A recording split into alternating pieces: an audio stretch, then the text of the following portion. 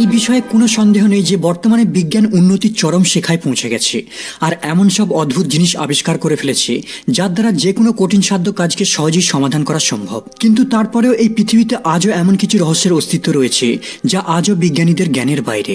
আর এই রহস্যগুলির মধ্যে একটি হলো অ্যামাজন জঙ্গল। যেমন সমুদ্রের 90% এরিয়া এখনো পর্যন্ত আমাদের কাছে অজানা, ঠিক তেমনি অ্যামাজন জঙ্গলের একটি বড় অংশ এখনো পর্যন্ত আমাদের কাছে রহস্য। কারণ এই জঙ্গলটি পৃথিবীর মধ্যে সব থেকে বড় জঙ্গল।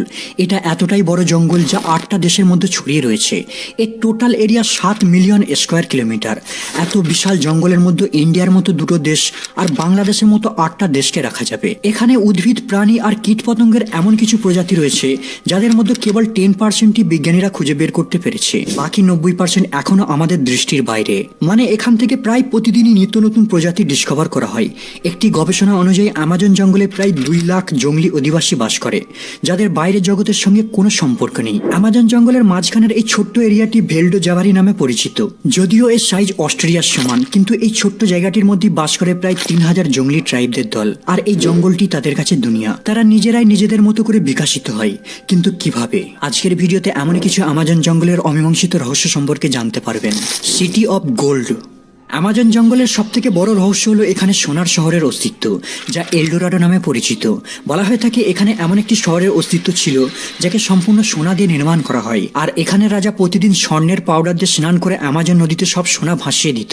ষষ্ঠদশ শতাব্দীতে ইউরোপিয়ানরা সাউথ আমেরিকাতে আসে, যেখানে অ্যামাজন জঙ্গল রয়েছে। তারা এখানে উপনিবেশ স্থাপনের উদ্দেশ্যে সঙ্গে অনেক সোলজারও নিয়ে আসে। তারা সেখানে লোকাল উপজাতিদের সঙ্গে লড়াই করে তাদের বন্দীও বানিয়ে ফেলে। ষষ্ঠদশ শতাব্দীর শেষের দিকে তারা খবর পায় এই জঙ্গলের গভীরে এমন একটি উন্নত শহর রয়েছে যার দেওয়ালগুলিকে স্বর্ণ দ্বারা বিল্ড করা হয়। এই ইনফরমেশনটি পাওয়ার পর থেকে ইউরোপিয়ানরা শহরটিকে খোঁজা শুরু করে দেয়। পুরো অ্যামাজন জঙ্গল সার্চ করার পর এখানে তারা অসংখ্য অজানা উপজাতিদের সন্ধান পায় ঠিকই, কিন্তু এলডোরাডো নামে কোনো সোনার শহরে তারা হদিশ পায়নি। প্রায় 200 বছর ধরে এই সোনার শহরটি সার্চ চলতে থাকে, কিন্তু বেশিরভাগ সেনা জঙ্গলে প্রবেশ করার পর জঙ্গলি অধিবাসীদের সঙ্গে লড়াই করতে গিয়ে মারা যেত।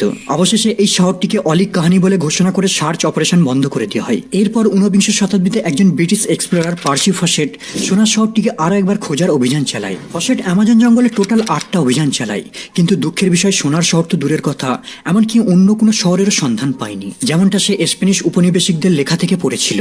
অবশেষে এপ্রিল 1925 সালে সে আর তার পুত্র জ্যাক আরেকটি গ্রুপ নিয়ে শেষবারের মতো শহরটির সন্ধানে বেরোয়, কিন্তু ফসেট আর তার দলবল আর কোনোদিনও ক্যাম্পে ফিরে আসেনি। 29 মে 1925 সালে তার লাস্ট চিঠিটি পাওয়া যায় ডেথ রস ক্যাম্পে। এই চিঠিতে সে জানায় সে জঙ্গলের ভিতর 62 ফিট সাইজের বিশাল অ্যানাকোন্ডা দেখেছিল আর 3 ফিট হাইটের সমান মাকড়সাও খুঁজে পেয়েছিল।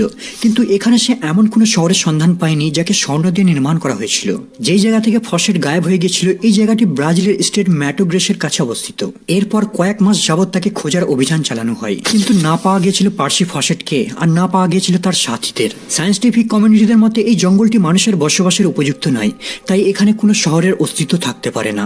কিন্তু সময়ের সাথে সাথে যখন টেকনোলজি অ্যাডভান্স হতে থাকে এখান থেকে এমন কিছু জিনিসের সন্ধান পাওয়া যায় যা থেকে প্রমাণিত হয় কোনো এক সময় এখানে উন্নত সভ্যতা বসতি গড়ে তুলেছিল। লিডার স্ক্যানিং এমন এক টেকনোলজি যার সাহায্যে উপর থেকে লেজার বিম থ্রো করা হয় আর ঘন গাছের ডালপালা ভেদ করে গ্রাউন্ডের 3D ইমেজ ক্যাপচার করে সেন্সরের সাহায্যে। 2018 সালে বিজ্ঞানীদের একটি দল হেলিকপ্টারে করে লিডার টেকনোলজির সাহায্যে অ্যামাজন জঙ্গলকে স্ক্যান করে আর তারা এই জঙ্গলের মাঝে এমন এক প্রাচীন সভ্যতার সন্ধান পায় যা ছিল খুবই আধুনিক। এই জায়গাটি ছিল ম্যাটো গ্রোসের কাছ থেকে 140 মাইল দূরে, যেখানে লাস্ট টাইম পার্সি ফসেটকে দেখা গিয়েছিল।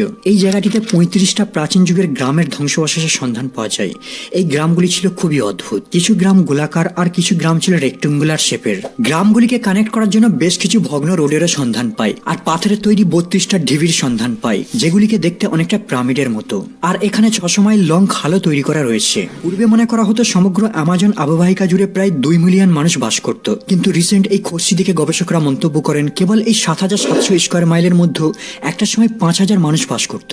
গবেষকদের মতে এদের ইঞ্জিনিয়াররা ছিল খুবই দক্ষ, এমনকি তারা নদীর ওপারে যাতায়াতের জন্য কাঠের ব্রিজও নির্মাণ করেছিল, কিন্তু সময়ের সাথে সাথে সব নষ্ট হয়ে যায়। আসলে পার্সি ফসেট যে জায়গাটি সন্ধান করছিল সেই জায়গাটি সঠিক ছিল, কিন্তু তার খোঁজার ধরন সঠিক ছিল না। আর্কিওলজিস্টরা এখানে মাটির নিচে হাড় কঙ্কালের সন্ধান পেয়েছে। রিসার্চ করে জানা যায় প্রায় 2500 বছর পূর্বে এখানে এক উন্নত সভ্যতা গড়ে উঠেছিল, কিন্তু সময়ের সাথে সাথে এরা হারিয়ে যায় আর এদের তৈরি স্ট্রাকচারগুলো জঙ্গলের নিচে চাপা পড়ে যায়। কিন্তু এখন প্রশ্ন হলো এদের মধ্যে এলডোরাডো কোনটা আর এই উন্নত সভ্যতার মানুষগুলো কিভাবে হারিয়ে গেল? গেল, যা আজও বিজ্ঞানীদের কাছে একটি রহস্য রয়ে গেছে।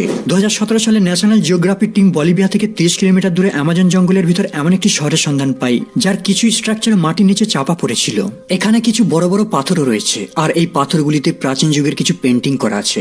রিসার্চ করার পর জানা যায় এই পেন্টিংগুলি প্রায় 12,000 বছর পুরাতন, মানে সেই সময় আইস এজ চলছিল। তাই গবেষকরা মন্তব্য করেন আজ থেকে 12,000 বছর পূর্বে এখানে জঙ্গল ছিল না, কেবল বরফ দ্বারা কভার করা ছিল। এই পেন্টিংগুলিতে এমন কিছু প্রাণীদের চিত্রও পাওয়া গেছে যাদের কেবল আইস এজের সময় অস্তিত্ব ছিল, যেমন মেস্টাডন, পেলিওলামাস আর জায়ান্ট স্লথ। গবেষকদের মতে সম্ভবত এরাই প্রথম ব্যক্তি যারা অ্যামাজন জঙ্গলে বসতি গড়ে তুলেছিল। অ্যামাজন জঙ্গলের গভীরে এখনো এমন কিছু ট্রাইব বাস করে যাদের আজ পর্যন্ত বাইরের দুনিয়া সম্পর্কে কোনো ধারণাই নেই। এরা সভ্য দুনিয়ার মানুষদের দেখলে সহ্য করতে পারে না, আর তীর ধনুক নিয়ে তাদের উপর হামলা শুরু করে দেয়। কিন্তু এরা কিভাবে এখানে জীবনযাপন করে আর কোন ধরনের রিসোর্সের উপর নির্ভর থাকে, গবেষকদের কাছে এই বিষয়ে কোনো নলেজই নেই। কারণ যখনই গবেষকরা এইসব ট্রাইবদের সংস্পর্শে আসার চেষ্টা করে, তাদের লাইফস্টাইল সম্পর্কে জানার আগ্রহ দেখায়, বেশিরভাগ সময় তারা বেঁচে ফিরে আসে না। আমরা আজ পর্যন্ত অ্যামাজন জঙ্গলের গভীরে বসবাসকারী এইসব জঙ্গলি উপজাতিদের সম্পর্কে যা কিছু জানতে পেরেছি তা কেবল হেলিকপ্টারে করে উপর থেকে ক্যাপচার করা ফুটেজ। এদের মধ্যে একটি ট্রাইব পিরিকপুরা নামে পরিচিত। এরা ব্রাজিলের পশ্চিমে বাস করে। প্রথমের দিকে এই উপজাতিদের সংখ্যা ছিল কয়েক হাজার, কিন্তু বর্তমানে কেবল 100 থেকে 150 জনই জীবিত রয়েছে। এই ট্রাইবদের সম্পর্কে আমরা 1998 সালের পর প্রথম জানতে পারি, যখন এদের সঙ্গে বাইরের জগতের একটি সমঝোতা হয়। তাদের ভাষা শুনে মনে হচ্ছিল যেন তারা কোনো গভীর দুঃখ প্রকাশ করতে চাইছে। অ্যানথ্রোপোলজিস্টরা যখন তাদের ভাষাকে ডিকোড করে, তারা জানতে পারে যে একটা সময় তাদের কমিউনিটি অনেক স্ট্রং ছিল, কিন্তু একদল লোভী ব্যক্তি জঙ্গলে মাইনিং করার জন্য তাদের অনেক সাথীদের হত্যা করে দেয়। কেবল এরা কয়েকজন মাত্র বেঁচে যায়। না জানি এই ধরনের আরো কত ট্রাইব এখনো অ্যামাজন জঙ্গলে বাস করছে, আর আমরা আজও জানি না যে এরা কোথা থেকে কিভাবে আসলো, নাকি হাজার বছর পূর্বে এখানে বসতি গড়ে তোলা সভ্যতার সঙ্গে এদের কোনো কানেকশন ছিল। আজও আমাদের কাছে এটা একটা অজানা রহস্য। Dead whale. 2018 সালে বিজ্ঞানীরা হঠাৎ চমকে ওঠে যখন তারা নর্থ ব্রাজিলে অ্যামাজন জঙ্গলে মারাজো আইল্যান্ডে একটি মৃত হামব্যাক হোয়েলকে দেখতে পায়। আশ্চর্যের কারণ হোয়েলের মৃত্যুকে নিয়ে নয়, বরং এর ডেড বডিকে এমন একটি জায়গায় পাওয়া গেছে যা নেচারের বিপরীত। শুধু তাই নয়, এর ডেড বডিটিকে জলের কিনারার পরিবর্তে মাটির উপরে পাওয়া যায়। এটা একটা 1 টন ওজনের হোয়েলের বাচ্চা। এই হোয়েলের দল শীতের সময়, মানে অক্টোবর থেকে নভেম্বরের সময় অ্যামাজনের কাছে সমুদ্রের কিনারায় ঘোরাঘুরি করে। এরপর তারা খাবারের সন্ধানে আন্টার্কটিকার কাছাকাছি চলে যায়। কিন্তু এই হোয়েলটি ফেব্রুয়ারিতে অ্যামাজনে এসে কিভাবে মারা গেল? আসলে যখন হোয়েল মারা যায় কিংবা অসুস্থ হয়ে পড়ে, তারা সমুদ্রের কিনারায় ঢেউয়ের টানে চলে আসে, কিন্তু এই হোয়েলটি সমুদ্রের কিনারা থেকে কয়েকশো মাইল দূরে। ইনভেস্টিগেশন করার পর জানা যায় এই হোয়েলটিকে যেদিন সন্ধান পাওয়া যায় তার 4 দিন পূর্বে এটি মারা গিয়েছিল, আর এর বডিতে কোনো শিকারের চিহ্নও নেই। এখন প্রশ্ন হলো, এই প্রাণীটি অ্যামাজন জঙ্গলে কিভাবে এসে পৌঁছালো? এটা এমন একটা রহস্য যা আজও সমাধান করা সম্ভব হয়নি। বন্ধুরা, আজ এই পর্যন্ত আপাতত বিদায় নিলাম। দেখা হবে